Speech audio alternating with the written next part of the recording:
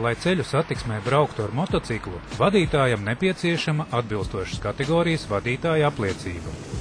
A1 kategorija – motocikli bez blakusvāģa, kuru motora darba tilpums nepārsniedz 125 kubikcentimetrus un jauda ir līdz 11 kW. A ierobežotā kategorija – motocikli, kuru motora jauda nepārsniedz 25 kW vai 0,16 kW uz kilogramu. A kategorija – motocikli bez jaudas ierobežojumiem. Lai iegūtu tiesības vadīt motociklus, ir jābūt sasniegušam šādu vecumu. 16 gadi A1 kategorija, 18 gadi A ierobežotā kategorija. Ja šādas kategorijas vadītāja stāžs ir vismaz 2 gadi, apmainot vadītāja apliecību var iegūt tiesības vadīt visus motociklus. 21 gads A kategorija ar tiesībām vadīt visus motociklus bez jaudas ierobežojumiem.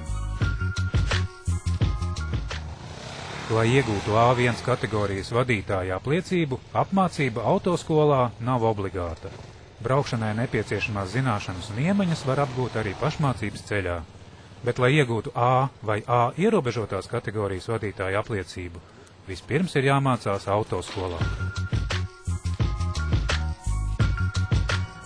Pēc skolas beigšanas uz eksāmenu jāierodas tajā CSDD nodaļā, kurā autoskola jūs reģistrēja.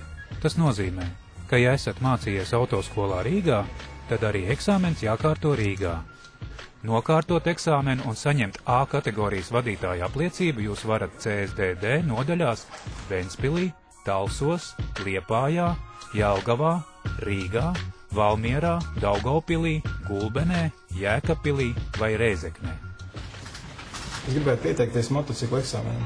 Piesakoties eksāmenam jāuzrāda derīga medicīniskā uzziņa, pirmās palīdzības mācību kursu beigšanas apliecība, auto apmācības iestādes beigšanas apliecība, pase vai, ja ir, Latvijā izdota vadītāja apliecība. Man nav līdzi pases, vai es varu iesniegt vadītāja apliecību? Jā, jūs varat, tā kā jums ir B kategorija, tad jums būs jākārto tikai braukšanas eksāmens. Ja jums jau ir tiesības vadīt B vai augstākas kategorijas transporta līdzekļus, teorētiskais eksāmens nav jākārto, un jūs uzreiz varat pieteikties vadīšanas eksāmenam. Ja nē, vispirms jānokārto teorētiskais eksāmens. Uz vadīšanas eksāmenu ieteicams ierasties speciālā apģērbā. Aizsargķiveres lietošana ir obligāta kā eksāmena laikā, tā arī turpmāk. Tātad datorprogramma mani būs jūs iedalījusi pieņemt A kategorijas vadīšanas eksāmenu. A kategorijas eksāmenu var kārtot tikai laika periodā no 1. aprīļa līdz 1. oktobrim. Vadīšanas eksāmens jākārto ar atbilstošas kategorijas motociklu, un tas var būt gan autoskolas, gan jūsu pašu motocikls. Vadīšanas eksāmena pirmais posms – zināšanu pārbaude par transporta līdzekli. Eksāmena pirmajā posmā CSDD inspektors uzdod vienu tehnisku jautājumu. Lūdzu, ieslēdziet man tuvās gaismas, tālās gaismas, kā arī kreiso labo virzienu rādītāju. Tā. Tuvā gaisma, tālā gaisma, kreisais pagrieziens un labais. Eksāmena laikā pieļautās kļūdas atkarībā no to nozīmīguma un bīstamības pakāpes novērtē ar kļūdu uzskaites punktiem. Ja jūs neatbildat, neprecīzi izpildāt vai nepilnīgi izskaidrojat pirmā posma pārbaudi, tiek piešķirts 1 punkts. Vadīšanas eksāmena otrais posms – figūras. Tad esam nonākuši līdz otrajam etapam – figūras. Ja? Laukumā ir 7 figūras. Tad figūra secība nav noteikta, kādā vēlaties tādā pildat. Katrai figūrai ir 2 mēģinājumi. Nesnāk pirmo reizi, mēs mēģinam otro reizi. Astotnieks. Figūra jāizbrauc saglabājot līdzsvaru un vienmērīgu braukšanas ātrumu. Iebraucot figūrā un izbraucot no tās, ar roku jārāda pagrieziena signāls. Laipa. Saglabājot līdzsvaru un kontrolējot motociklu ar vienmērīgu ātrumu, jāpārbrauc pāri laipu aizvietojošam elementam. Čūska.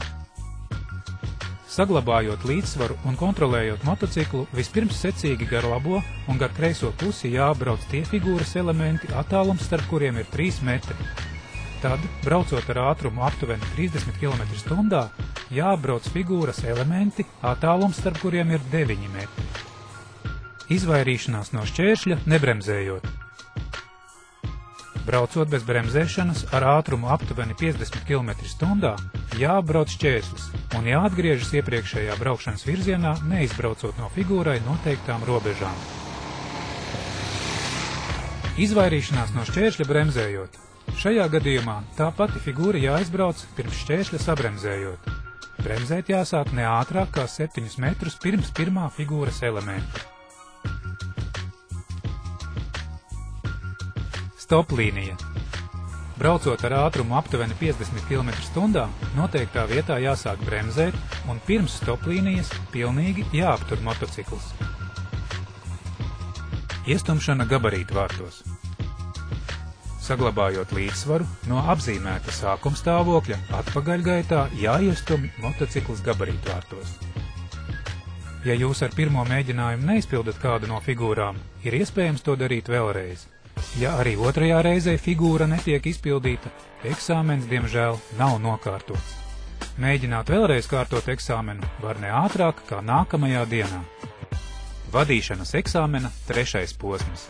Braukšana ceļu satiksmē. Tad, ja dzirdējāt, sapratāt komandu, ja apmēr galva apstiprinošā veidā, šādā veidā, ja? Nedzirdējāt, nesapratāt šādā veidā. Ja? Tas jādara pēc katras komandas, ja, lai es redzētu, kad jūs esat dzirdējis un sapratis komandu. Šīs eksāmena posms ietver dažādas satiksmes intensitātes un sarežģītības pakāpes ceļus apdzīvotā vietā un ārpus tās. Eksāmens ilgst vismaz 25 minūtes. Rīkojums par braukšanas manevriem dod CSDD inspektors ar rācijas palīdzību no pavadošā auto. Un pēc pagrieziena tuvākajā vietā apgriezīsimies braukšanai pretējā virzienā. Rīkojumi tiek doti saulaicīgi un nepārprotami. Nepieciešamības gadījumā tos var lūgt atkārtot. Lai nerastos pārpratumi, vadīšanas eksāmena norise tiek filmēta no pavadošā auto. Šajā eksāmena posmā pieļautās kļūdas inspektors novērtēja ar punktiem. 1 punkts. Nenozīmīgas kļūdas, kas neietekmē satiksmes drošību. 4 punkti. Vidēji smagas kļūdas, kas atsevišķos gadījumos var apdraudēt satiksmes drošību, bet kuru dēļ attiecīgajā situācijā netiek radīti tieši draudi satiksmes drošībai. 10 punkti. Bīstamas kļūdas, kas gandrīz vienmēr rada draudus satiksmes drošībai. Ja pretendents pieļauj šādu kļūdu, inspektors ir tiesīgs pārtraukt eksāmenu.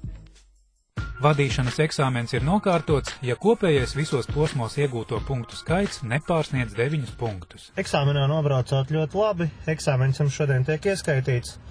Šeit apakšā protokolā vajadzēs parakstīties un varēsiet doties pēc vadītāja apliecības.